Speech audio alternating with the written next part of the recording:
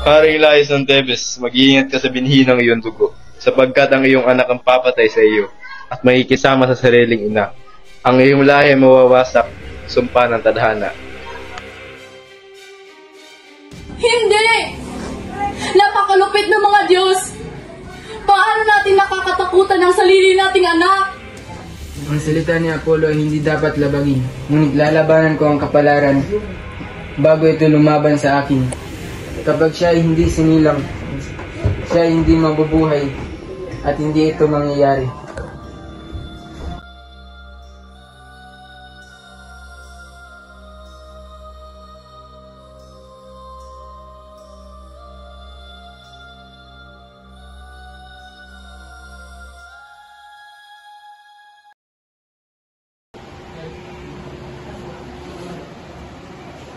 Dali mo siya sa bundok, Katron, at iwanan mo hanggat walang makakikita sa kanya kailanman. Patawad, mahal Haris. Ngunit hindi ko magawang pumatay ng isang bata. Gawin mo ang iniutos ko o ikaw ang isusupong kapalit niya.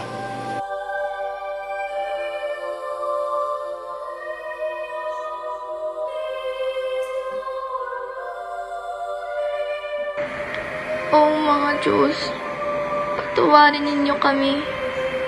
Anong ina ang mabubuhay upang maging asawa ang sariling anak?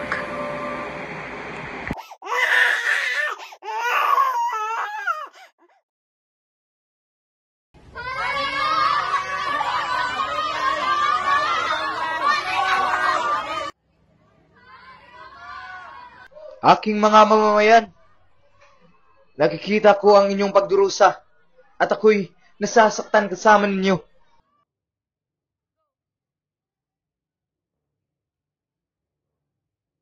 Ayon kay Apollo, kailangan parusahan na pumatay kay Haring Laios. Ang dugo niya ay nagkakahoy sa lupa.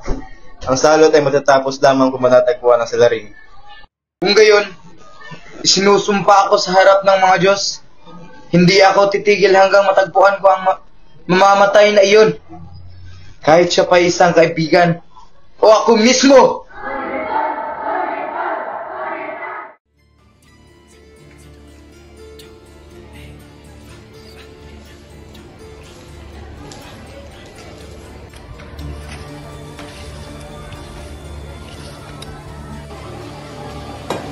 Teresias, nagaglitan ng katotohanan. Sabihin mo sa akin kung sino ang pumatay kay Haring Laios. Ano ba ang katotohanan mo, Oedipus? Ngunit hindi mo alam kung gaano kasakit. Ikaw ang hinahanap mo. Ikaw ang anak at ama, isang katawan. At iyong kamay ang nagdadala sa sumpa sa iyong tahanan. Sinungaling! Ikaw at si Creon ay nagsasabuatan laban sa akin. Hindi kami, Oedipus. Ang tadhana ang siyang gumagawa nito. At ikaw ang tumpad sa hula nang hindi mo alam.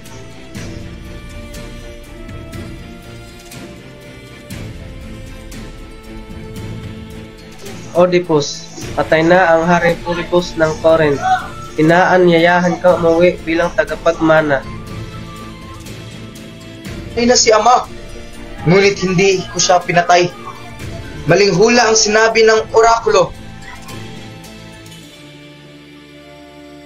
Hindi mo kailangang matakot. Hindi ikaw ang tunay na anak ni Haring Polybos. Natagpuan ka ng aming sanggol sa bundok. May tali sa iyong mga sakin. Tumigil ka! Oedipus! Huwag mong ipagpatuloy!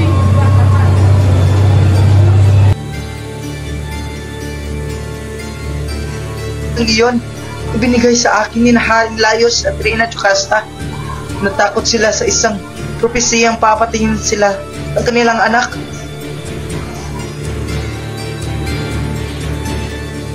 At sino ang kumuha sa iyo? Isang tagapaglingkod ni Haring Polybos at dinala ka sa Corinth. O mga Diyos, ako ang anak ni Laios at Jocasta. Ako ang pumatay sa aking ama, at ako ang asawa ng aking ina.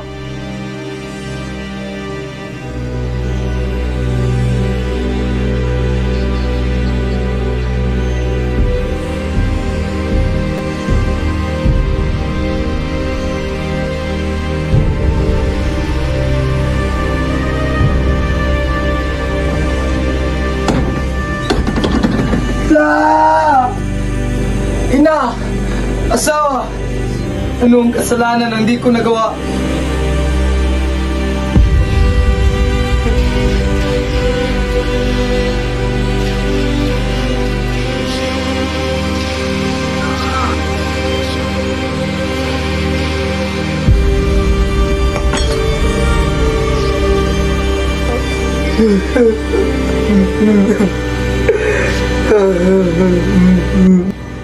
Oedipus, umiiyak ang Tebes para sa iyo. Anong gustong gawin ko?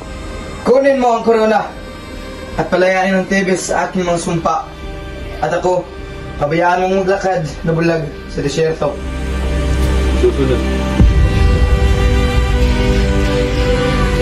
Antigone, Slim, tandaan niyo, walang makakatakas sa kapalaran.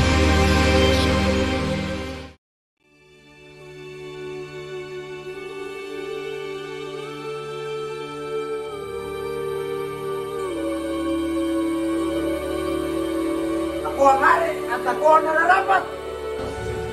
Walang hari sa lahi na sinumpa ni Oedipus.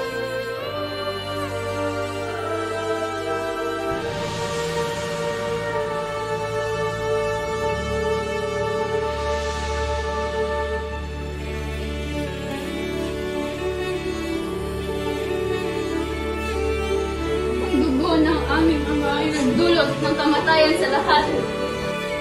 Kahit ang pag-ibig ay di makaligtas sa pagmana. Ganito nagwakas ang angkan ng Tebes.